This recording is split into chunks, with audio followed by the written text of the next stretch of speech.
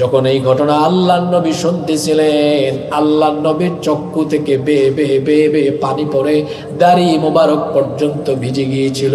পাশে থাকা অন্যান্য সাহাবীরা বললেন, তুমি থামো, এমন নির্দয় নির্মম ঘটনা নবীজির সামনে বলো না, নবীজি তো কষ্ট পাচ্ছেন।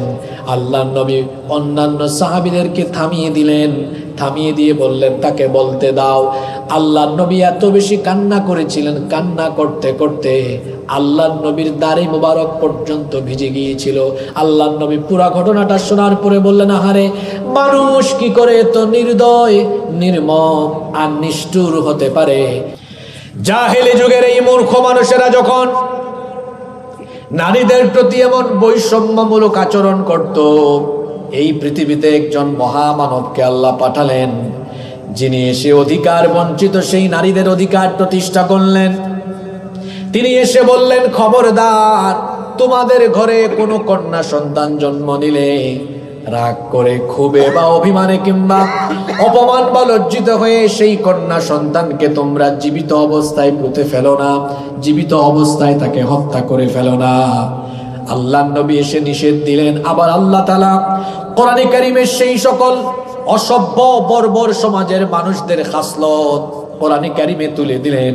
আল্লাহ তাআলা কোরআনে কারীমের 16 নম্বর সূরা সূরাতুন নাহলের 59 নম্বর আয়াত থেকে বলছেন, وَإِذَا بُشِّرَ أَحَدُهُم بِالْأُنثَى ظَلَّ وَجْهُهُ مُسْوَدًّا وَهُوَ كَظِيمٌ। আর যখন তাদেরকে কন্যা সন্তান জন্মের সুসংবাদ দেওয়া হতো, কন্যা সন্তান জন্মের সুসংবাদ শুনলেই তাদের চেহারাটা মলিন হয়ে যেত, চেহারাটা কালো হয়ে যেত। يتوارى من القوم من سوء ما بشر به أيمسكه على هون أم يدسه في التراب ألا ساء ما يحكمون। আল্লাহ তাআলা বলছেন, কন্যা সন্তান জন্মের খবর শুনলেই তাদের চেহারা কালো হয়ে যেত, চেহারা মলিন হয়ে যেত। এই সংবাদ শোনার পরে তারা কি নিজেরা আত্মগোপনে চলে যাবে, কিংবা সেই কন্যা সন্তানকে কি তারা জীবিত অবস্থায় পুঁতে ফেলবে নাকি কবর দিয়ে ফেলবে নাকি, এ ব্যাপারে তারা দ্বিধাদ্বন্দ্বে পেরে যেত। আল্লাহ তাআলা বলছেন, আলা সাআ মা ইয়াহকুমুন। তারা যা করত তা কতই না মন্দ ছিল। জীবিত অবস্থায় ফুটফুটে কন্যা সন্তানদেরকে জাহিল যুগের বর্বর অসভ্য আরবেরা একেবারে জীবিত অবস্থায় পুঁতে ফেলতো, মেরে ফেলতো, কবর দিয়ে ফেলতো। আল্লাহ তাআলা কোরআনে কারীমে তাদেরকে প্রশ্ন করছেন, ওয়াইদাল মাউউদাতু সুইলাত বিআইয়ি যামবিন কুতিলাত। কিয়ামতের দিনে এই মেয়েগুলাকে জিজ্ঞেস করা হবে, কোন অপরাধে তাদেরকে হত্যা করা হয়েছিল। তাদের পিতাদেরকেও জিজ্ঞেস করা হবে, কোন অপরাধে তাদেরকে হত্যা করা হয়েছিল। আর ১,৫০০ বছর আগে নারীদের প্রতি কেমন বিদ্বেষ আর কেমন বৈষম্য ছিল শোনেন। সুনানে দারিমি থেকে একটা হাদিস আপনাদেরকে শোনাই, একটা ঘটনা আপনাদেরকে শোনাই। মনোযোগ আছে তো? ঘটনাটা খেয়াল করে শোনেন। একজন সাহাবী আল্লাহর নবীর সামনে এসে খুব কান্নাকাটি করছেন। আল্লাহর নবী তাকে জিজ্ঞেস করলেন, সাহাবী, তুমি কাঁদো কেন? সেই সাহাবী তখন বললেন, ইয়া রাসূলুল্লাহ, আমরা মহব্বতে বলি সাল্লাল্লাহু আলাইহি ওয়াসাল্লাম, আমি এ কারণে কান্না করছি, আমি আপনার কাছে জানতে চাই, আমি যে কালিমা পড়ে মুসলমান হলাম, আমার কি পেছনের অতীতের সকল গুনাহ আল্লাহ মাফ করে দিয়েছেন নাকি? আল্লাহর নবী তখন বললেন, তুমি তো কালেমা পড়েছো, তুমি তো মুসলমান হওয়ার কারণে, কালেমা পড়ার কারণে আল্লাহ তোমার অতীতের সকল গুনাহ মাফ করে দিয়েছেন। সাহাবী তখন বললেন, ওগো আল্লাহর নবী, কিন্তু আমার তো মনে হয় আমি এমন গুনাহ করেছি, এই গুনাহ আল্লাহ মাফ করেছেন কিনা আমার সন্দেহ হয়। এমন সেনসিটিভ গুনাহ করেছি, এমন সাংঘাতিক গুনাহ আমি করেছি, আমার মনটা সব সময় ছটফট করে, জানি না আল্লাহ এই অপরাধ আমার ক্ষমা করবেন কিনা। আল্লাহর নবী তখন বললেন, সাহাবীরে, এমন কোন অপরাধ তুমি করেছো যার কারণে তোমার মনটা এখনো ছটফট ছটফট করে। সাহাবী তখন বললেন, ওগো আল্লাহর নবী, আমি আপনাকে সেই নির্মম নিষ্ঠুর কাহিনীটি শোনাই। আমার একটি ফুটফুটে সুন্দরী কন্যা সন্তান ছিল। আমি বাড়িতে গেলেই আব্বু আব্বু ডেকে সে আমার কাছে আসতো, আমাকে এত সুন্দর করে আব্বু আব্বু বাবা বাবা বলে ডাকতো, আমার কাছে আসতো। কিন্তু তার প্রতি আমার দিল নরম হতো না, সব সময় একটা বিরক্তি কাজ করতো। আমার কাছে মনে হতো আমার এই কন্যা সন্তান যদি জন্ম না হতো তাহলে তো ভালোই হতো। আমার এই কন্যার প্রতি, এই মেয়ের প্রতি সব সময় এক ধরনের বিতৃষ্ণা কাজ করত। আমার তাকে খুব একটা সহ্য হতো না। একদিন আমি সিদ্ধান্ত নিলাম, আমার মেয়েটাকে আমি বেড়াতে যাওয়ার নাম করে আমি মেরে ফেলবো। আমার মেয়েকে আমি বেড়াতে যাওয়ার নাম করে বাড়ি থেকে রওনা দিলাম। বাড়ি থেকে রওনা দিয়ে অনেক দূর যেয়ে আমি একটা গর্ত খনন করলাম। গর্ত খনন করবার পরে আমার মেয়েটাকে ডাকলাম, মা শত দেখো গর্তটা কেমন হলো। আমার মেয়ে এসে বলতেছে, বাবা আপনি না বলছেন বেড়াতে যাবেন, এত কষ্ট করে কেন গর্ত খনন করেন? আমি গর্ত খনন করার সময় কিছু মাটি এসে আমার দাড়িতে লেগেছিল। আমার মেয়ে এসে আমাকে বলল, আব্বা আপনার তো কষ্ট হচ্ছে, দাড়িতে আপনার মাটিও লেগে গিয়েছে। দাড়ি থেকে মাটি ধুলাবালু আমার মেয়ে তার হাত দিয়ে সাফও করে দিল। আমার মেয়ে যখন কাছে আসলো আমি বললাম, দেখো তো গর্তটা কেমন হয়েছে। সে যখন আসলো আমি নিজের হাতে ধাক্কা দিয়ে আমার মেয়েটাকে সেই গর্তের মধ্যে ফেলে দিলাম। আমার মেয়ে তখন চিৎকার করে বলল, বাবা কেন আমাকে এই গর্তের ভেতরে ফেলে দিলে? আমি কিছুই বললাম না। সঙ্গে সঙ্গে আমি বড় একটা পাথর হাতে নিলাম। আমার মেয়ে যখন এটা লক্ষ্য করলো, বাবা বলে চিৎকার দিল আর বলল, বাবা তুমি আমাকে পাথর নিক্ষেপ করে হত্যা করো না। আমি কখনো তোমাকে বাবা বলে ডাকবো না, কখনো তোমাকে বাবা বলে পরিচয় দিব না। দয়া করে মেহেরবানি করে তুমি আমাকে মেরো না। আমার জান তুমি হেফাজত করো, রক্ষা করো, আমাকে এভাবে তুমি মেরো না। আল্লাহর নবীকে যখন এই সাহাবী এই কথাগুলো বলছিলেন, সেই সাহাবী বলছেন, ওগো আল্লাহর নবী, আমার মেয়ে যখন এত সুন্দর করে আমাকে ডাকলো, আমার নির্দয় মন কোনো প্রকার দয়া মায়া আমার মনের মধ্যে কাজ করলো না, বরং আমি আরো নিষ্ঠুর হয়ে গেলাম, আমি আরো বর্বর হয়ে গেলাম। আমি বিশাল এই পাথর আমার মেয়ের প্রতি জুড়ে নিক্ষেপ করলাম। জুড়ে নিক্ষেপ করা মাত্রই সে চিৎকার দিয়ে উঠলো। আমি মাটি চাপা দিয়ে দিলাম। আমার মেয়েটা বাবা বাবা বলে চিৎকার করেছে। আমার নির্দয় মনে কোনো ধরনের দয়া মায়া কাজ করে নাই। ওগো আল্লাহর নবী, সেই যে কাহিনীটা আমার যখনই মনে পড়ে তখনই আমার অন্তরটা বারবার অনুতপ্ত হয়। বর্ণনাকারী সাহাবী বলছেন, যখন এই ঘটনা আল্লাহর নবী শুনতেছিলেন, আল্লাহর নবীর চক্ষু থেকে বেয়ে পানি পড়ে দাড়ি মোবারক পর্যন্ত ভিজে গিয়েছিল। পাশে থাকা অন্যান্য সাহাবীরা বললেন, তুমি থামো, এমন নির্দয় নির্মম ঘটনা নবীজির সামনে বলো না, নবীজি তো কষ্ট পাচ্ছেন। আল্লাহর নবী অন্যান্য সাহাবীদেরকে থামিয়ে দিলেন। থামিয়ে দিয়ে বললেন, তাকে বলতে দাও। আল্লাহর নবী এত বেশি কান্না করেছিলেন, কান্না করতে করতে আল্লাহর নবীর দাড়ি মোবারক পর্যন্ত ভিজে গিয়েছিল। আল্লাহর নবী পুরা ঘটনাটা শোনার পরে বললেন, আহারে, মানুষ কি করে এত নির্দয় নির্মম আর নিষ্ঠুর হতে পারে? কি করে বাপ হয়ে নিজের মেয়েকে মানুষ এভাবে জীবিত অবস্থায় কবর দিয়ে ফেলতে পারে? মনোযোগ আছে? কথা বলেন, মনোযোগ আছে? এটা কত বছর আগের কাহিনী? জোরে বলেন, আরো জোরে বলেন। 1500 বছর আগে এইরকম করে বাড়িতে বাড়িতে, গ্রামে গ্রামে, এলাকায় এলাকায় মেয়ে সন্তান জন্ম নিলে এই কাফিরেরা, এই বেঈমানেরা এইভাবে করে কন্যা সন্তানকে তারা জীবিত অবস্থায় কবর দিয়ে ফেলতো। আজকে যারা বলে ইসলাম নারীর প্রতি বৈষম্য করেছে, এই সকল মূর্খদের জানা নাই পৃথিবীর বুকে সর্বপ্রথম ইসলামী নারীর অধিকার প্রতিষ্ঠা করেছে 1500 বছর আগে। যখন এইভাবে করে কন্যা সন্তান জন্ম নিলেই কন্যা সন্তানকে কবর দেওয়া হতো, সেই সমাজে সর্বপ্রথম আল্লাহর নবী তার জবান দিয়ে বের করলেন।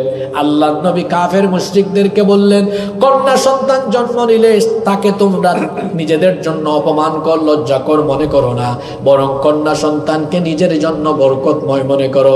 আল্লাহর নবী তাদেরকে বললেন, ইদা ওয়ালিদা লিররাজুলু ইবনাতান বাআসাল্লাহু আযজা ওয়া জাল্লা মালাইকা।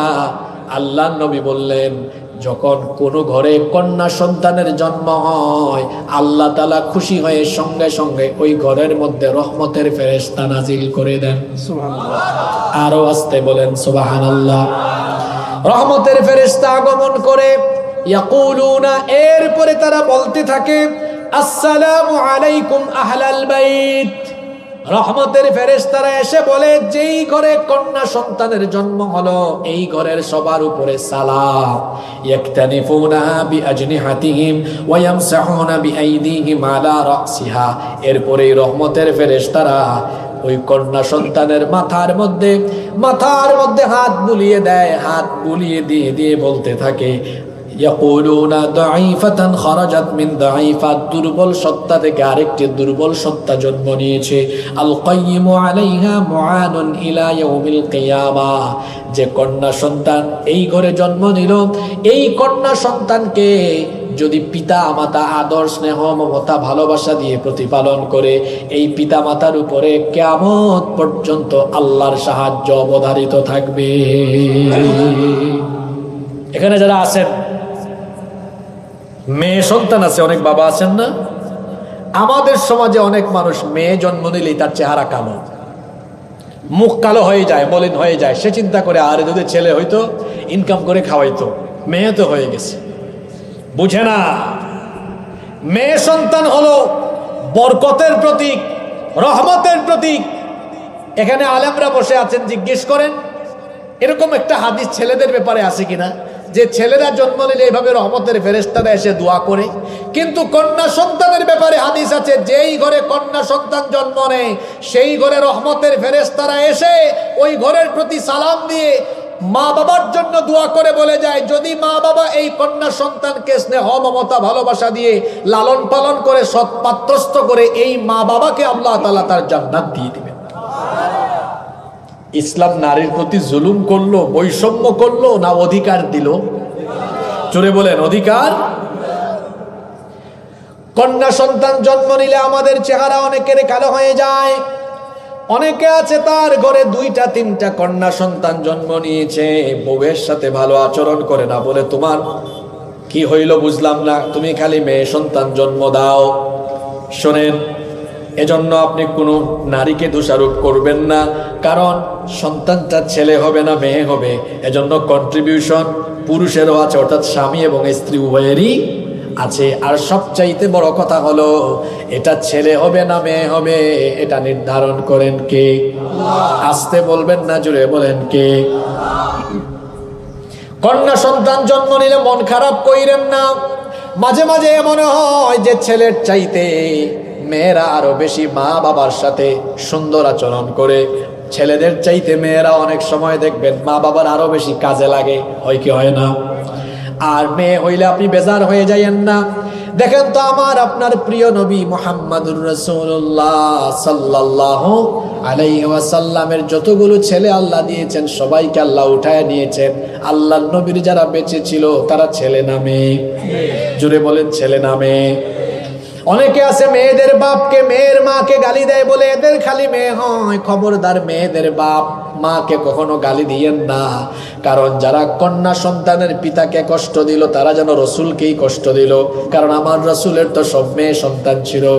মেয়ে সন্তান হলে মন খারাপ করবেন না, রাগ করবেন না, বেজার হবেন না, কারণ আল্লাহর নবী কত বড় সুসংবাদ দিয়েছেন। হাদিসটা খেয়াল করে শুনেন, সুনান ইবনে মাজার মধ্যে হাদিস বর্ণিত হয়েছে।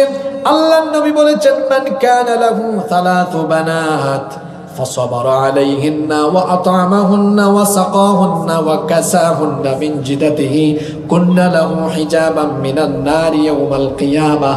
আল্লাহর নবী বললেন, যার 3টা কন্যা সন্তান আছে, এই 3 কন্যার পিতামাতা যদি এই 3 কন্যাকে আদর স্নেহ মমতা ভালোবাসা দিয়ে লালন পালন প্রতিপালন করে, তাকে যদি ভরণ পোষণ লালন পালন করে উত্তম শিক্ষায় শিক্ষিত করে সৎ পাত্রস্থ করে, আল্লাহ তাআলা সেই পিতা মাতাকে কিয়ামতের দিন আল্লাহ তাআলা জাহান্নাম থেকে বাঁচায় দিবেন।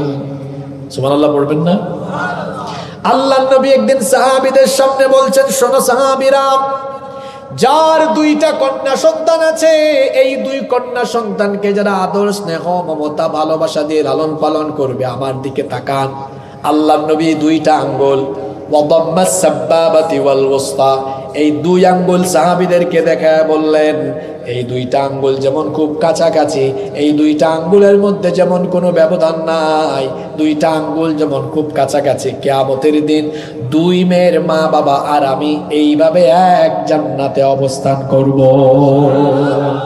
এক সাহাবী দাঁড়িয়ে বললেন, ইয়া রাসূলুল্লাহ, আমরা বলি সাল্লাল্লাহু, আমার তো দুই মেয়ে না, আমার তিন মেয়ে, আমি কি আপনার সাথে জান্নাতে থাকবো না?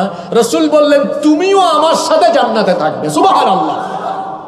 সাতক্ষীরার বাবারা, ভাইয়েরা, তাহলে বলেন তো দেখি, ১৫০০ বছর আগে যখন কন্যা সন্তান জন্ম নিলে ওই ঘরের লোকেরা কন্যা সন্তানকে মেরে ফেলতো, কবর দিয়ে ফেলতো, সেই সমাজে ইসলাম নারীর প্রতি জুলুম বৈষম্য করলো না অধিকার দিল? জোরে বলেন, আরো জোরে, আরো জোরে। ইসলাম নারীর অধিকার প্রতিষ্ঠা করেছে, বরং যারা নারীবাদী হয়ে নারী আন্দোলন করে যুগ যুগ ধরে তারা নারীদের অধিকার প্রতিষ্ঠা করতে পারে নাই, বরং তারা নারীদেরকে রাস্তাঘাটে নামিয়ে তাদের ইজ্জত লুণ্ঠনের ব্যবস্থা করেছে। ইসলামের রীতিনীতি আইন কানুন সমাজে প্রতিষ্ঠা না হওয়ার কারণে দেশ স্বাধীন হওয়ার ৫৪ বছর পরেও এই দেশে আজও নারীরা তাদের ন্যায্য অধিকার পান নাই। নারীরা তাদের অধিকার থেকে বঞ্চিত হয়েছেন। যেই সকল জাহেলরা, মূর্খরা এই ধরনের কথাবার্তা বলে ধর্ম বিদ্বেষ এবং ধর্ম অবমাননা করেছে, আমি সরকারকে বলবো, অনতি বিলম্বে এদেরকে গ্রেফতার করে বিচারের মুখোমুখি করতে হবে এবং তাদের দেওয়া এই সুপারিশ এবং এই নারী বিষয়ক সংস্কার কমিশন অবশ্যই বাতিল করতে হবে। তারা বলতে চাচ্ছে ইসলাম নারীর যে অধিকার দিয়েছে সেটা দিয়ে নাকি নারীর প্রতি বৈষম্য হয়েছে। নাউজুবিল্লাহ পড়তে ইচ্ছে করে না আপনাদের? এখন গুরুস্থানে আমাকে ওয়াজে বসানো হলো, আপনারা কি কথা বুঝেন? ইসলাম নারীকে যে অধিকার দিয়েছে, এরা বলতেছে এটা নাকি নারীর প্রতি বৈষম্য, মানে নারীর প্রতি নাকি জুলুম করা হয়েছে। আপনারা বলেন তো, ইসলাম নারীকে যে সম্মান, মর্যাদা, অধিকার দিয়েছে, এর মাধ্যমে কি ইসলাম নারীর প্রতি জুলুম করেছে না অধিকার প্রতিষ্ঠা করেছে? আজকে শুনুন আল্লাহর কোরআন থেকে ইসলাম কি করে নারীকে সম্মান আর মর্যাদার উচ্চ শিখরে প্রতিষ্ঠা করেছে। আমি আলোচনার প্রারম্ভেই বলতে চাই, যখন পৃথিবীতে নারীদেরকে রাস্তাঘাটে সবজি আর মাছের মতো কেনাবেচা করা হতো, বিবাহ শাদী ছাড়া নারীদেরকে ভোগ করা হতো, যখন কন্যা সন্তান জন্ম নিলেই জীবিত অবস্থায় কবর দিয়ে ফেলা হতো, সেই সমাজে নারীকে গর্ত থেকে উঠিয়ে একেবারে রানীর সিংহাসনে আল্লাহর দিন ইসলাম বসিয়ে দিয়েছে। আল্লাহু আকবার। ইসলামে নারীর সম্মান কত বেশি দেখেন। আমার হাতে আল্লাহর কালাম, কোরআনে কারিমে ১১৪টি সূরা আছে। আপনারা আমাকে বলেন তো, সূরাতুর রিজাল অর্থাৎ শুধুমাত্র পুরুষদের জন্য আলাদা কি কোনো সূরা নাজিল হয়েছে? কিন্তু কোরআনে কারিমে শুধুমাত্র মহিলা বিষয়ক একটা সূরা আছে না নাই? সেই সূরার নাম কি? সূরাতুন নিসা। আলাদা আলাদা নারীদের নামে তো আছেই, যেমন সূরাতু মারিয়াম। আলাদা আলাদা পুরুষের নামেও আছে, নবী ছাড়াও আছে, নবী সহ, যেমন নবী ছাড়া লোকমান। নবীদের নামে তো সূরা আছে, সূরা ইউনুস, সূরা নূহ, সূরা ইব্রাহিম, সূরা মুহাম্মদ সাল্লাল্লাহু আলাইহি ওয়াসাল্লাম, এভাবে সূরা আছে। কিন্তু পুরুষের সমষ্টিবাচক কোনো সূরা নেই, সূরাতুর রিজাল নেই। কিন্তু নারীদের নামে আলাদাও যেমন সূরা আছে, তেমনি সমষ্টিগতভাবে সূরাতুন নিসা, মহিলা বিষয়ক আলাদা একটা সূরাও আছে। সুবহানাল্লাহ। তাহলে নারীর সম্মান মর্যাদা ইসলামে কম না বেশি? পুরুষ মানুষের মতো জবাব দেন, কম না বেশি? কিভাবে ইসলাম নারীর অধিকার দিল ভালো করে শুনেন, মা বোনরা ভালো করে শুনবেন, যারা ইন্টারনেটের কল্যাণে পরবর্তীতে শুনবেন, আপনারা শুনবেন আর এই জাহেল মূর্খদেরকেও এই কথাগুলো শোনাবেন যে আল্লাহ কিভাবে নারীদেরকে এবং রসুল কিভাবে নারীদেরকে সম্মান মর্যাদার অধিকার দিয়েছেন। সুবহানাল্লাহ। একজন নারী যখন জন্ম নিলেন, মানুষ তো দুই শ্রেণীতে আছে, পুরুষ আর নারী। কেউ যখন নারী হয়ে জন্ম নেয়, নারী হয়ে যখন জন্ম নেয় কতটা সৌভাগ্য আর বরকত নিয়ে এসে আসে, কান খাড়া করে শোনেন। আমি সেই সময়ের কথা বলছি, আজ থেকে ১৫০০ বছর আগের কথা। কত বছর আগের কথা? আজ থেকে ১৫০০ বছর আগে পরিবেশটা এমন ছিল, কোনো বাড়িতে একটা মেয়ে জন্ম নিলেই ওই ঘরের বাপ তার মেয়েকে নিয়ে সরাসরি এরকম মাঠে এসে গর্ত খনন করে জীবিত কবর দিয়ে ওই কন্যা সন্তানকে মেরে ফেলত। নাউযুবিল্লাহি মিন যালিক। এইরকম পরিস্থিতি ১৫০০ বছর আগে চলমান। ইসলাম নারীর অধিকার কেমনে প্রতিষ্ঠা করল, খুব খেয়াল করে শোনেন কিভাবে ইসলাম নারীর অধিকার দিল। একটা মেয়ে ঘরে জন্ম নিয়েছে, জন্ম নেওয়ার পরেই সুসংবাদ দেওয়া হয়েছে, এই পিতামাতার জন্য সুসংবাদ। এই পিতামাতা যদি মন খারাপ না করে মেয়েটাকে লালন পালন করে, এই পিতামাতা কার সঙ্গে জান্নাতে থাকবে? আরো আসতে বলেন। রসুলের সঙ্গে জান্নাতে থাকতে পেরে আপনারা মনে হয় খুশি না? আমি আমার নিজের কথা বলি, আমারও একটা মেয়ে আছে, আমি অনেক খুশি। কারণ মেয়ের ব্যাপারে তো, মেয়ের মা বাপের ব্যাপারে হাদিস আছে না? জোরে বলেন, হাদিস আছে না? তাহলে আপনারা এমন ভাবে উত্তর দিচ্ছেন, আপনারা কি খুশি না? তাইলে কন্যা সন্তানের পিতা মাতাকে আল্লাহ রসুল জান্নাতের সুসংবাদ দিয়েছেন, এবং সুসংবাদ দিতে গিয়ে বলেছেন এরা কার সাথে জান্নাতে থাকবে? জোরে বলেন, কার সাথে? রসুলের সাথে জান্নাতে থাকতে পেরে আমরা খুশি না বেজান? আল্লাহ যেন নসিব করে দেন, বলেন আমিন। খেয়াল করেন, এই মেয়েটা মাত্র জন্ম নিয়েছে। এবার এই মেয়েকে লালন পালন করতে গিয়ে যেন পিতা মাতা বৈষম্য না করে, যেন জুলুম না করে, আল্লাহ রসুল সতর্ক করে দিলেন। আমরা কিন্তু অনেক বৈষম্য করি, এই বৈষম্য ইসলাম করে নাই, এটা আপনারা করেছেন। কিভাবে? কারো ঘরে প্রথমে একটা মেয়ে জন্ম নিয়েছিল, এটাকে খুব আদর করছে বাপ মা দুজনেই। 2 বছর পরে যখন এবার তাদের ঘরে ছেলে আর একটা জন্ম নিয়েছে, এবার দেখা যায় মেয়ের প্রতি মহব্বত কমে গিয়েছে আর ছেলের প্রতি মহব্বত বেড়ে গিয়েছে। তখন ছেলেকে কুলে নেয়, কাঁধে নেয়, বাজারে গেলে কত কিছু কিনে দেয়, মেয়ের কোনো খোঁজখবরও নাই। দেখা যায় যখন মা বাবা ছেলেকে নিয়ে মেয়েকে নিয়ে খাবার খেতে বসে, মাছের মাথা, মুরগির রান এটা ছেলেকে দেয়, আর মেয়েকে মাছের লেজ, তারপরে মুরগির ওই যে ধরেন আপনার গিলা, কলিজা বা পাজরের অংশ, তুই খাইলে খা, না খাইলে নাই। এই বৈষম্য কি ইসলাম করেছে না আপনারা করেছেন? এই বৈষম্য ইসলাম করে নাই। এই বৈষম্য আমার সমাজের কিছু বর্বর মানুষ করেছে, এটা ইসলাম করে নাই। বরং আল্লাহর রাসূল কি বলেছেন শুনেন। আল্লাহর নবী বলেছেন, মান কানাত লাহু উনসা ফালাম ইউইদহা ওয়ালাম ইউহনিহা ওয়ালাম ইউআথির ওয়ালাদাহু আলাইহা আদখালাহুল্লাহুল জান্নাহ। আল্লাহর নবী বলেছেন, যার কন্যা সন্তান আছে, সেই কন্যা সন্তানকে যারা জন্মের পরে জীবিত অবস্থায় কবর দেয় না, সেই কন্যা সন্তানের প্রতি যারা বৈষম্য করে না, সেই কন্যা সন্তানকে লালন পালন করতে গিয়ে সেই কন্যা সন্তানের চাইতে যারা পুত্র সন্তানকে প্রায়োরিটি দেয় না, অর্থাৎ যারা ছেলে মেয়ে লালন পালনে ইনসাফ করে, জুলুম করে না, বৈষম্য করে না, ওই কন্যা সন্তান, ওই ছেলে মেয়ের পিতা মাতাকে আল্লাহ তাআলা কিয়ামতের দিন জান্নাত দান করে দিবে। আর ছেলে মেয়ে লালন পালন করতে গিয়ে যারা ছেলে মেয়েদের প্রতি বেইনসাফ করে, অনেক পিতামাতা আছে এরকম, রাগ করবেন না, এই প্যান্ডেলের ভিতরে এরকম আছে। 3 ছেলে যেটা বেশি ইনকাম করে এটারে বেশি মহব্বত করে, 2টা ইনকাম কম করে দেখতে পারে না, আছে না নাই? যারা এইরকম করে স্নেহ মমতা ভালোবাসার বেলায় ছেলে মেয়েদের প্রতি বৈষম্য করে, বেইনসাফি করে, এই পিতামাতা কিয়ামতের দিন জালিম হয়ে আল্লাহর সামনে দাঁড়াবে। এরকম পিতামাতা সাতক্ষীরায় নাই, আছে মানে এগুলো সব জায়গায় আছে। দেখবেন এক বাপের 4 ছেলে, 2টা বেশি ইনকাম করে, যেটা বেশি ইনকাম করে মা বাপ তার পক্ষে বেশি কথা বলে, যেটা ইনকাম কম করে দেখা যায় তারা দেখতেই পারে না, এরকম আছে না নাই? আবার অনেক মা বাবা এরকম আছে, মেয়েকে বিয়ে দিয়ে দিলে তারপরে মেয়ে যদি তার বাবার বাড়ি আসে, কয় তুই এত আসস কেন? তার ভাইরাও বলে এই তুই এত আসস কেন? ভাইয়ের বউরা পর্যন্ত খোঁটা দেয়, এরকম আছে না নাই? শোনেন বাবারা, এখানে যারা আছেন, যখন সম্পদ ভাগ বাটুয়ারা করবেন, আজকে এমন ওয়াজ হবে যা সচরাচর সব জায়গায় আপনি শুনেন না, খেয়াল করে শুনবেন, বাস্তব কথা হবে। আপনাদের এলাকায় জমি জামার হিসাব আপনারা কেমনে করেন? বিঘা, কানি, হ্যাঁ বিঘা।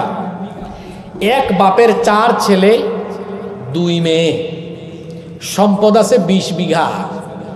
এই জালেম ভাগ করতেছে এরকম 4 5 20, 2 মেয়েকে কিছুই দেয় নাই। বিয়ের সময় বলে আম্মা অথবা মা, তোমাকে তো বাবা কিছুই দিতে পারিনি, বাবা তোমাকে দোয়া দিলাম। কি দিলাম? মহিলা প্যান্ডেলে আজকে যত বোনরা আছেন শুনতেছেন, আপনি মুখের উপর বলবেন আব্বা আপনি দোয়া দেন ঠিক আছে, কিন্তু দোয়ার পাশাপাশি আমার জিনিসও দেওয়া লাগবে, এটা আপনার প্রাপ্য। আর যে বাবা সম্পত্তিতে মেয়েকে ঠকাবে, মেয়েকে বঞ্চিত করবে, সে যদি 5 ওয়াক্ত নামাজি, এমনকি হাজী সাহেব হয়, কিয়ামতের দিন সে জালেম হয়ে জাহান্নামে নিক্ষিপ্ত হবে। সাফ কথা বলে গেলাম, মেয়েকে ঠকাবেন, জালিম হয়ে জাহান্নামে যাওয়া লাগবে। আপনারা মেয়েদেরকে সম্পদে ভাগ দেন না বলে আপনারা মারা যাওয়ার পরে মা বাপ মারা যাবে, আর ওই ভাইরা আর ভাইয়ের বউরা খুঁটা দেয়। বোন বাড়িতে আসলে বলে তোর তো এই বাড়িতে মা বাবার সম্পদে কোনো হক নাই, তুই আসছত কেন, যা বের হ। ভাইয়ের বউরাও খুঁটা দেয়, দেয় কি দেয় না? আপনাদের এলাকায় মনে দেয় না? দেয় মানে ভাইয়ের বউরা বলে যে আপনি এত আসেন কেন, কম আসতে পারেন না, দেখতেই পারে না, এরকম আছে না নাই? খবরদার, এই বৈষম্য ইসলাম করেনি, এই বৈষম্য সমাজের কিছু বর্বর মানুষ করেছে। আল্লাহ রসুল তো বলেছেন ছেলে মেয়ে লালন পালন ইনসাফ করো, বৈষম্য করো না, মেয়ের চাইতে ছেলেকে প্রাধান্য দিয়ে দিও না, বরং আদর মহব্বতের বেলায় মেয়েদেরকে একটু বেশি মহব্বত করবেন, কারণ মেয়েদেরকে মহব্বত করতেন রাহমাতাল লিল আলামিন মুহাম্মাদুর রাসূলুল্লাহ সাল্লাল্লাহু। আল্লাহর নবী যখন কোনো সফরে যেতেন, একদম শেষে তিনি তার মেয়ের সাথে দেখা করতেন, আবার যখন সফর থেকে ফিরে আসতেন সবার আগে তিনি হাদিয়া নিয়ে, গিফট নিয়ে তার কলিজার টুকরা মেয়েদের সাথে দেখা করতেন।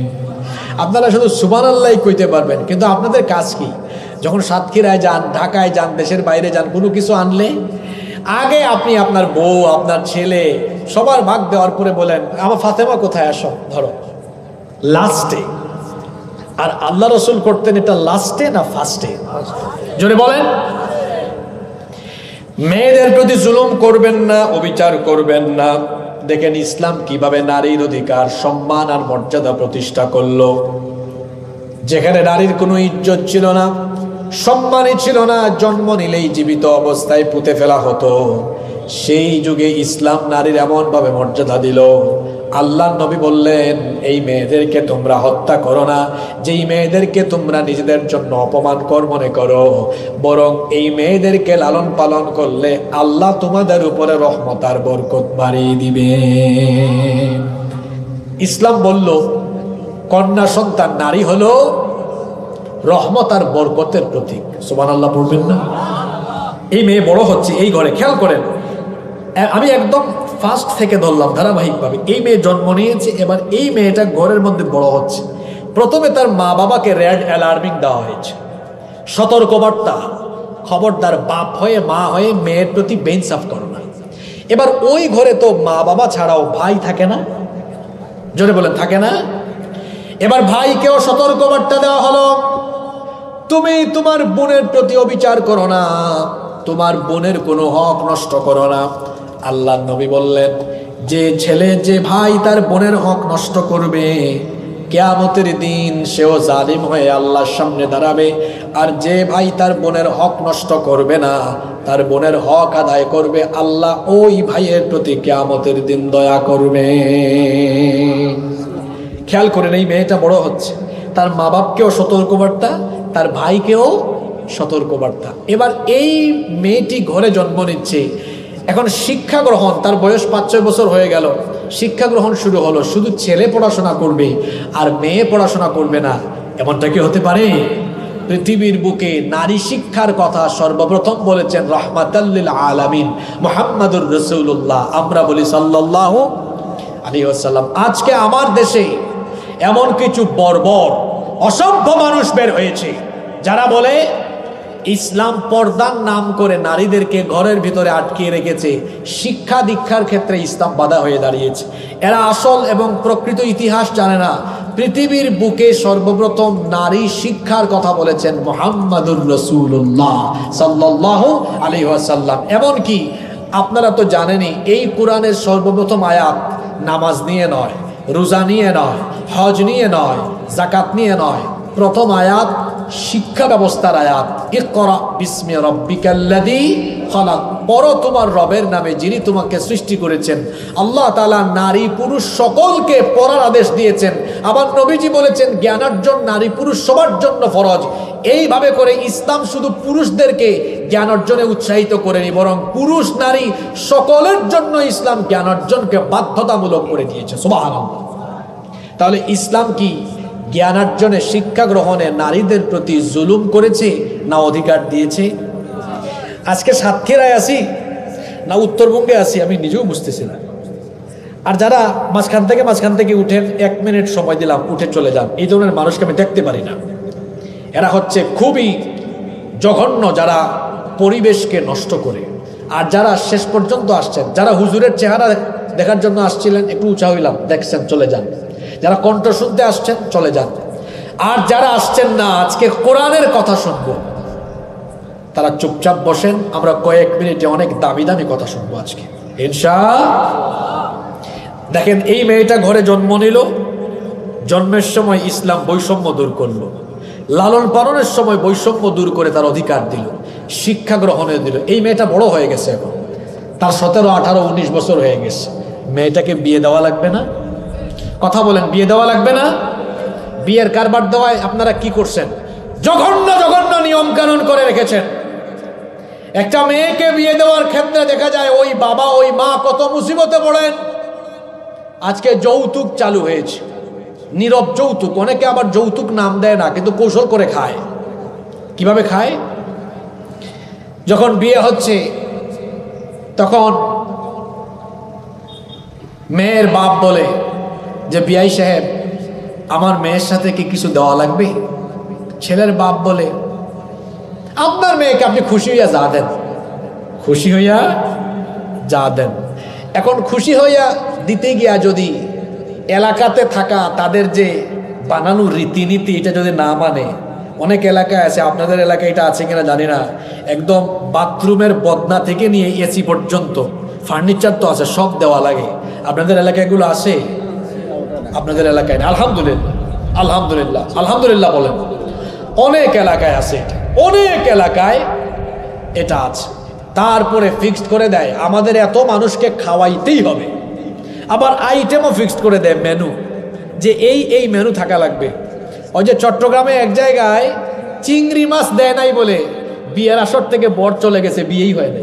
ইন্না লিল্লাহি ওয়া ইন্না ইলাইহি রাজিউন। এই যে নিয়ম কানুন, রীতিনীতি, সামাজিক কালচারের নামে যে জুলুম আমার সমাজে চলমান আছে, এটা কি ইসলামের বানানো না মানুষের বানানো? জোরে বলতে হবে, কার বানানো? অথচ আল্লাহ আমাদেরকে শিখিয়েছেন যখন একটা মেয়ে প্রাপ্তবয়স্কা হয়ে যাবে, বিয়ের সময় যখন হয়ে যাবে, তখন প্রাপ্য মহারণা দিয়ে তাকে বিয়ে করে নাও। ১৫০০ বছর আগের কথা বলছি, তখন নারীদেরকে বিবাহ শাদী ছাড়া ভোগ করা হতো। বাজারে যেমন আপনারা মাছ কেনা বেচা করেন, একইভাবে বাজারের মধ্যে নারীদেরকে কেনা বেচা করা হতো। বিবাহ শাদী ছাড়াই নারীদেরকে পুরুষেরা ভোগ করত। সেই সমাজে নারীর কোনো মূল্যায়ন ছিল না, সম্মান ছিল না, মর্যাদা ছিল না, কিছুই ছিল না। সেখানে আল্লাহর দ্বীন ইসলাম কিভাবে নারীদের মর্যাদা দিল শোনেন। আল্লাহ তাআলা বলে দিলেন, ওয়া আতুন নিসা সাদাকাতিহিন্না নিহলা। আর তোমরা নারীদেরকে তাদের প্রাপ্য মোহরানা দিয়ে দাও, অর্থাৎ মোহরানা দিয়ে তারপরে তাকে বিয়ে করে নিয়ে আসো। ইসলাম কি করে দেখেন নারীর অধিকার প্রতিষ্ঠা করছে। একেবারে ওই ঘরে জন্ম নেওয়ার পর থেকে ধাপে ধাপে ইজ্জত সম্মান আর অধিকার নিয়ে বড় হলো। তারপরে ইসলাম বলছে সসম্মানে মোহরানা দিয়ে তাকে তোমার ঘরে উঠায় নিয়ে আসো। আচ্ছা আমাকে বলেন তো, এই যে বাপের ঘরে যতদিন মেয়েটা ছিল, এই মেয়ের লালন পালন ভরণ পোষণের দায়িত্ব ইসলাম কার উপরে দিল? জোরে বলেন। বাপের উপরে দিল। আজকে এই যে দেখুন তাদের প্রতিবেদন আমার ফোনে আছে, তারা বলেছে যে ভরণ পোষণের ক্ষেত্রে ধর্মীয় আইন অনুসরণের ফলে নাকি নারীরা বৈষম্যের শিকার হচ্ছেন। কথাটা কি সত্য না মিথ্যা? কথাটা সত্য না মিথ্যা? বরং পশ্চিমা দুনিয়ায় থাকা আপনারা তাকান, কিংবা পশ্চিমা দুনিয়ায় যাওয়া লাগবে না, আমাদের আশপাশে তাকান, যারা দিন মানে না, ছেলে মেয়েদের লালন পালন ভরণ পোষণের কোনো খবরও নাই, দেখবেন এদের ছেলে মেয়েরাই চরিত্রহীন হয়, সন্ত্রাসী হয়, গুন্ডা মান্ডা হয়। যারা তাদের ছেলে মেয়েদেরকে ছোটকাল থেকেই টেক কেয়ার করে, এদের ছেলে মেয়েগুলো আল্লাহওয়ালা হয়, দিনদার হয়, মুত্তাকি হয়, পরহেজগার হয়। এই মেয়েটা যতদিন পর্যন্ত তার বাপের ঘরে ছিল, ইসলাম ভরণ পোষণের দায়িত্ব কার উপরে দিল? এবার বিয়ে হয়ে গিয়েছে, বিয়ে হওয়ার পরে তার ভরণ পোষণ লালন পালনের দায়িত্ব কার উপর? যদি বলেন কার উপর? আচ্ছা এই মহিলা, এই নারী যদি মনে করেন কোথাও চাকরি করেন, তাহলে তার চাকরির উপার্জনের ভাগ তার স্বামী পাবে? যদি বলেন পাবে? পাবে না। ইসলাম কত সম্মান দিয়েছে। এখানে আবার নারীবাদীর একটা প্রশ্ন তুলে, সেটা হলো ওই যে কোরআনের একটা আয়াত আছে সম্পদ বন্টন, লিযযাকারি মিসলু হাযযিল উনসায়াইন, লিযযাকারি মিসলু হাযযিল উনসায়াইন। প্রত্যেক পুরুষ পাবে কয়জন নারীর সমান? মানে একজন নারী পাবে দুইজন, মানে দুইজন পুরুষ যা পাবে একজন নারী তার কি পাবে? অর্ধেক পাবে। তো বলতেছে এখানে তো ইসলাম কি করলো?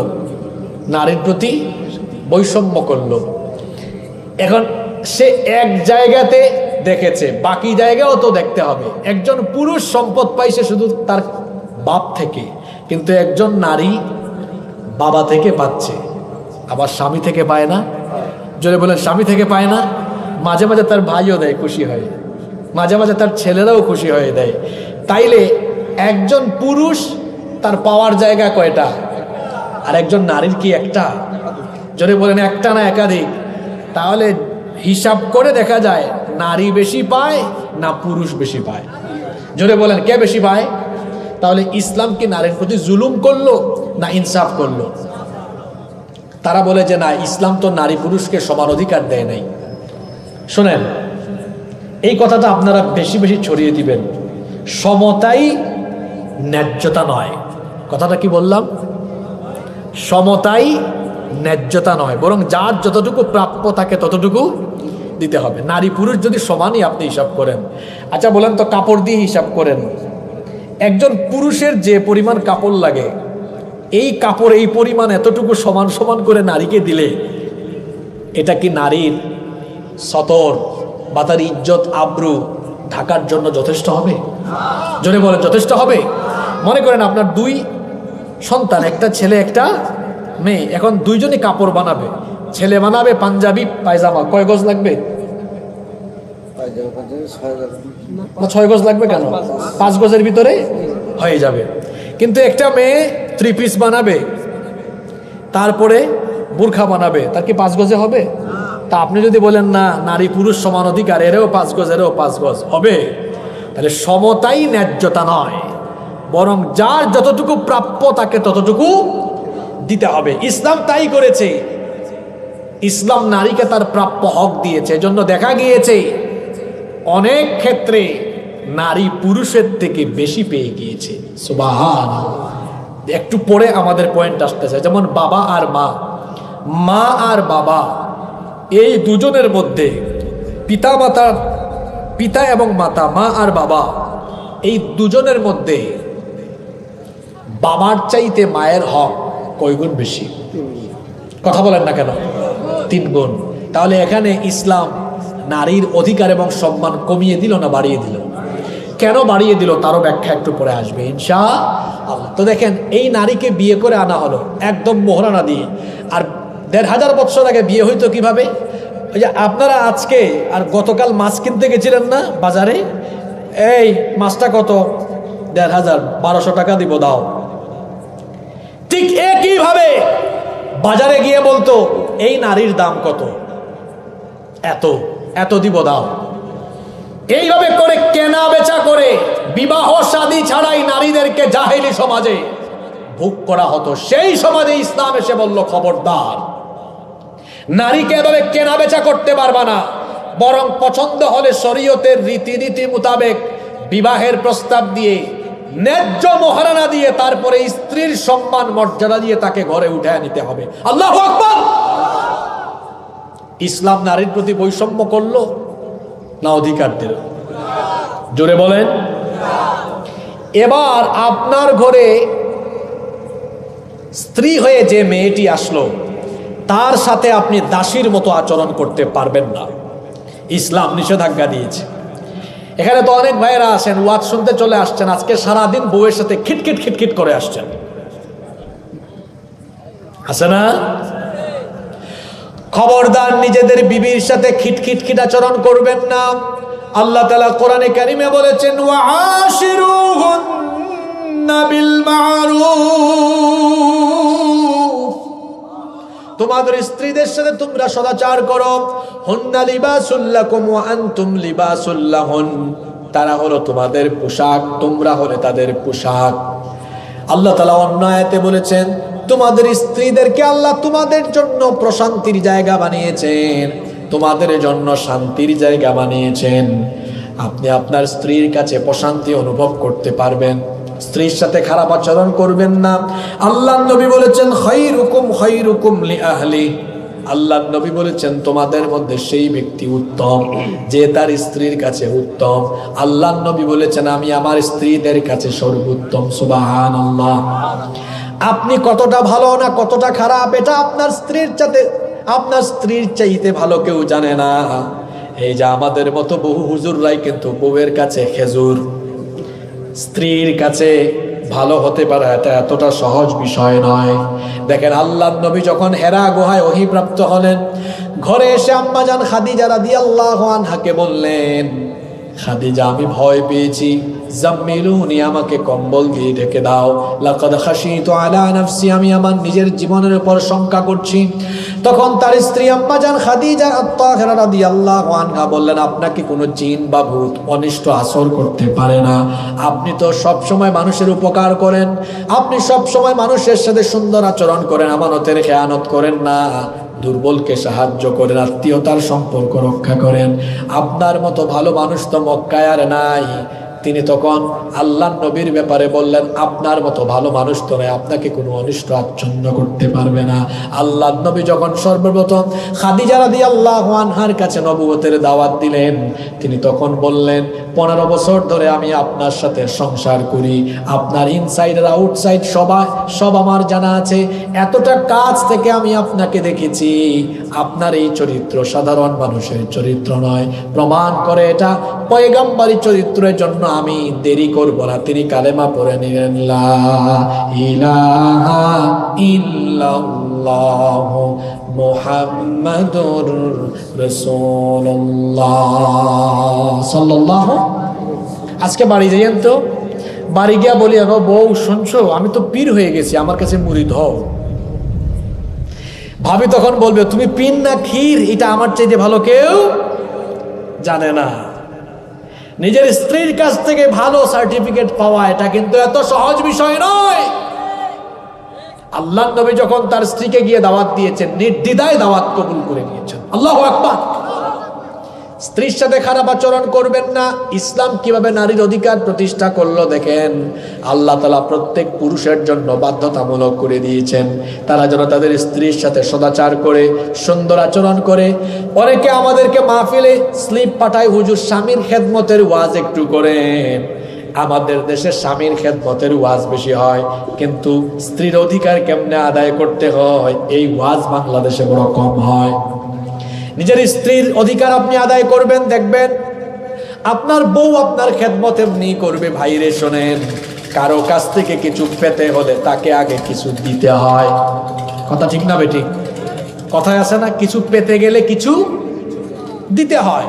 আপনার বউ আপনার সেবা করবে, আপনি তাকে ভালোবাসা দেন, তাকে সময় দেন। আপনি তো তার সাথে কথা বলেন খিটখিট খিটখিট স্বভাবে। আপনার সাতক্ষীরাতে একটা কাপড়ের দোকান আছে, আপনি কাপড়ের দোকানে বসে আছেন, 2-3 জন বোন আসছে দোকানের আশপাশে ঘুরে, আসসালামু আলাইকুম আপু, আসেন, সব আছে এখানে। ঢুকছে, আপু দেখেন এটা আপনাকে খুব মানাবে, খুব নরম ভাষায় কথা বলছে। এমন সময় তার বউ ফোন করেছে, অগো শুনছো, দুপুরের খাবারের সময় হয়েছে, খাইছো?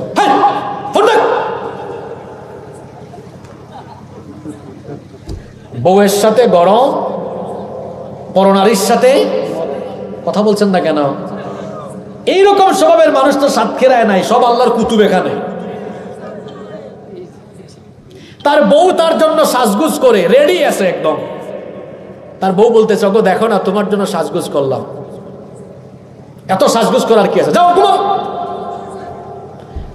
পরের দিন সকালে পাশের বাড়ির ভাবি বেরোইছে, ভাবি আপনি তো কিউট কেন? কি আছে না নাই? জোরে বলেন, আছে না নাই? শয়তান তাকে এমন ভাবে মুরিদ বানিয়েছে যে যেটা হালাল, যেটা সুন্দর লাগার কথা, ওইটা তার চোখে লাগে অসুন্দর, যেটা অসুন্দর লাগার কথা এটা তার কাছে লাগে সুন্দর। আল্লাহর কসম, শয়তান তাকে তার খলিফা বানিয়ে ফেলেছে। এমন পুরুষ তো সাতক্ষীরায় নাই গো। কিছু পেতে গেলে কিছু দিতে হয়। আপনি একটু বউয়ের সাথে সুন্দর করে কথা বলেন, সুন্দর করে কথা বলে না, কথায় কথায় বলে, এই বেশি কথা বলিস না, তালাক দিয়ে দিব, পাইছে একটা। শুধু কি, এই যে রমজানের আগে গিয়েছি নাটোরে, নাটোর চেনেন না আপনারা? রাজশাহীর পাশে। তো এক ছেলে আমাকে একটা স্লিপ পাঠিয়েছে, লিখছে, হুজুর আমি বিয়ে করছি কয়েক মাস হয়েছে, আমার বউ খুব সুন্দরী, কিন্তু আমার সাথে খালি খিটখিট খিটখিট করে। আমি ডিসিশন নিয়েছি আমি তাকে তালাক দিয়ে দিব, শুধু সে আমার সাথে রাগ করে। কি করে? আমি এটা পায়া চিন্তা করলাম, রাগ করে ঠিক আছে বউ, কিন্তু রাগ কেন করে এটা তো লিখে নাই। এমনও তো হইতে পারে সে সময় দেয় না, কথা বলে না, এই কারণে রাগ করে, করতেই পারে, ঠিক না? তো যাই হোক, আমি আর কারণ ফাইন্ড আউট না করে বললাম, ভাই তুমি তোমার ঘরের বউ সামলাইতে পারো না, তুমি ব্যবসা বাণিজ্য সামলাইবা কেমনে? তোমার বউ রাগ করে, এতে তালাক দেওয়ার কি আছে? তার রাগ ভেঙে যাবে, একটু সুন্দর করে বলো না, দেখো তুমি স্বাভাবিক যখন থাকো তখন যত সুন্দর লাগে, রাগ করলে তোমার আরো কিউট লাগে। এ রাগ করে বসে থাকবে? আর কথা বুঝছেন আমার? এ রাগ করবে? আপনি তো কৌশলে আপনার বউকে বশ করতে পারেন, কিন্তু না, আপনার বউ রান্না করেছে। আচ্ছা, একটা মেয়ে তার বাপের বাড়িতে 17-18 বছর ছিল, মা বাবা কিন্তু তার মেয়েকে খুব মহব্বত করছে, একদিনও রান্না করে ঢুকায় নাই। আপনার কাছে বিয়ে দিছে এই মেয়েটাই, যে মেয়ে সারা জীবন রান্না করে নাই, আপনাকে খাওয়ানোর জন্য যত কষ্টই হোক রান্না করে ঢুকে গিয়েছে। রান্না বান্না একটা শিল্প। যখন সে রান্না করে ঢুকেছে, প্রথম প্রথম হয়তো কয়েকদিন রান্না একটু খারাপ হতেই পারে, আপনার সামনে এনেছে, আপনি বলেন, হ্যাঁ তুমি কি রান্না করো, তোমার মা বাপ তোমার শেখায়নি? খিটখিট আচরণ শুরু করলে। ভাই, এটা করলে আপনার বউ কষ্ট পাবে, রান্না আরো খারাপ হবে। আপনি বরং প্রথম বেলায় খেয়ে বলেন, আচ্ছা তুমি না জীবনে কোনোদিন রান্না বান্না করো নাই, তো জীবনে প্রথমবার এত সুন্দর রান্না কেমনে করলা? আমি তো অবাক হয়ে গেছি, এত মজা হয়েছে। আসলে মজাই, কিন্তু বলতেছে কি, এত মজা হয়েছে, আমি তো একেবারে খায়া, কি বলছে, ফিদা হয়ে গেছে না? এটা বলে দেখেন, আপনার বউ এত খুশি হবে। আপনি সুন্দর একটা কমপ্লিমেন্ট দেন না, দুপুরবেলা খাইছেন তো, দেখবেন রাতের রান্না করার জন্য তখন থেকেই চিন্তা শুরু করবে, আমার হাজবেন্ডকে রাতে আরো কত ভালো খাওয়াইতে পারে। দেখবেন আরো আন্তরিক হবে। 2-3 দিন, 4-5 দিন, 1 সপ্তাহ, 2 সপ্তাহ যেতে না যেতে আপনার ওয়াইফ হয়ে যাবে আপনার জন্য সেরা রাঁধুনি। এত মজার রান্না করবে যে বাইরে কোথাও খেয়ে আর তৃপ্তি লাগবে না। ঠিক না বেটি? তাইলে যেটা ধমকায়া করা যায় না, এটা ভালোবেসে করা যায় কি যায় না? জনে বলেন, যায় কি যায় না? আপনার বউয়ের থেকে আপনি খেদমত পাবেন। আমি তো বলেছি কিছু পেতে গেলে কিছু দিতে হয়, আপনি দিয়েছেন, আপনি তো দেন না। একটু সুন্দর করে কথা বলেন। আল্লাহর রাসূল তার স্ত্রীদের সাথে কেমন আচরণ করতেন শোনেন। সারাদিন আল্লাহর নবী কাজ কাম শেষ করে যখন বিভিন্ন দায়িত্ব পালন করে ঘরে গিয়েছেন, ঘরে গিয়ে দেখেছেন এখনো রান্না বান্না হয় নাই। আপনাদের মেজাজ হলো এমন, সারাদিন বাড়ির বাইরে থেকে সন্ধ্যায় এসে যদি দেখেন রান্না হয় নাই, তখন মেজাজ কি নরম না গরম হয়? জোরে বলেন তো। মেজাজ গরম হওয়া এটা কি রসুলের স্বভাব নাকি? আল্লাহর নবী সারাদিন শেষে বাড়ি এসে দেখেছেন কোনো খাবার রেডি হয় নাই। রসুলের মেজাজ কখনো গরম হয় নাই, বরং নরম মেজাজে নরম সুরে বলেছেন, আয়েশা চলো একটু রান্না করে আমিও তোমার সাথে যাই, তরকারি কেটে তোমাকে আমি সাহায্য করি। আল্লাহর নবী মেজাজটা নরম করে নরম ভাষায় তিনি তার স্ত্রীর সাথে কথা বলেছেন। এমনকি মাঝে মাঝে রান্না বান্নার কাজে তিনি তার স্ত্রীদেরকে সহযোগিতা করেছেন। আপনি সহযোগিতা করছেন, মাঝে মাঝে একটু পেঁয়াজ কাটতে যাইয়েন, বুঝবেন রান্না বান্না করা কত কষ্ট। একটু আলু কেটে দিয়েন, তরকারি কেটে দিয়েন, একটু মাছ কেটে দিয়েন। এই যে খাবার দাবার খান না, খাবার দাবার খাওয়ার পরে ডাইনিং টেবিল থেকে এগুলো কিচেনে আপনি রাখা লাগবেন, একটু হাত বাড়াইয়েন। আপনার স্ত্রী এসে বলবে হাই হাই আপনি কি করছেন, রাখেন আমি নিয়ে যাবো। আপনি একটু বলেন না না তুমি সারাদিন কাজ করছো আমি নিয়ে রাখি। আপনাকে নিতে দিবে না, কিন্তু ওই যে আপনি একটু আন্তরিকতা দেখাইছেন না, আপনার প্রতি তার ভালোবাসা আরো বহুগুণ বেড়ে যাবে। সুবহান। এটা তো আপনি করেন না। আবিয়াইত্যা যারা আসো, যারা বিয়ে শাদী করো না, এগুলা শিখো। নিজের স্ত্রীর সাথে ভালো আচরণ করতে হবে, তখন এই স্ত্রী এমনিতেই আপনার খেদমত করবে ইনশাআল্লাহ। এখন দেখেন ইসলাম নারীর অধিকার কেমনে দিল। ওই যে একটু আগে বললাম, সে চাকরি বাকরি করলেও তার উপার্জনে স্বামীর কোনো হক নাই। তবে আমাদের দেশে এখন অনেক নারীদেরকে, অনেক নারীবাদীরা এই কথা বলে, তোমরা কি শুধু ঘরে বসে থাকবা, তোমরাও কি চাকরি বাকরি করবা না?